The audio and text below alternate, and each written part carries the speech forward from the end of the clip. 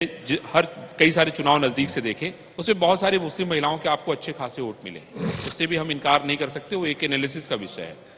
लेकिन हम कुछ जगहों पे जब जाते हैं, जैसे भी आपने कहा कि भाई हम इनको जो है हर वो चीज दे रहे हैं जो हम हिंदू भाई को दे रहे हैं जी।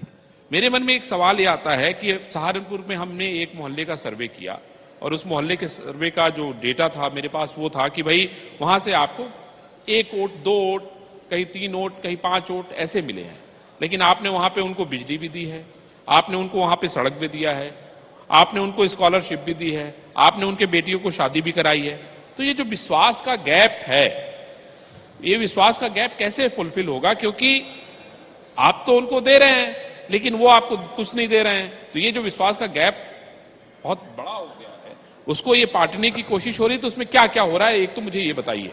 अरविंद जी, विश्वास सबसे बड़ी पराकाष्ठा का विषय है और अब धीरे धीरे विश्वास जागृत हो रहा है।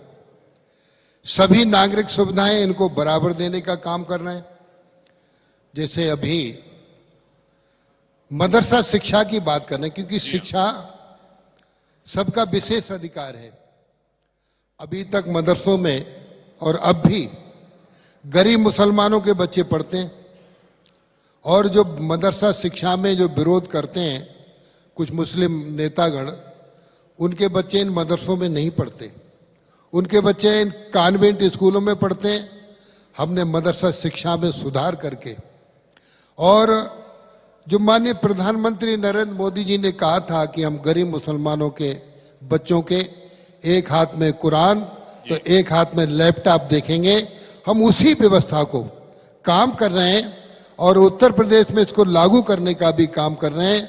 तो अब मुसलमान अपना हित और अनहित समझकर, और ये वो जानता है कि भारतीय जनता पार्टी जो कहती है सो करती है, माननीय मोदी जी ने जो कहा सो किया,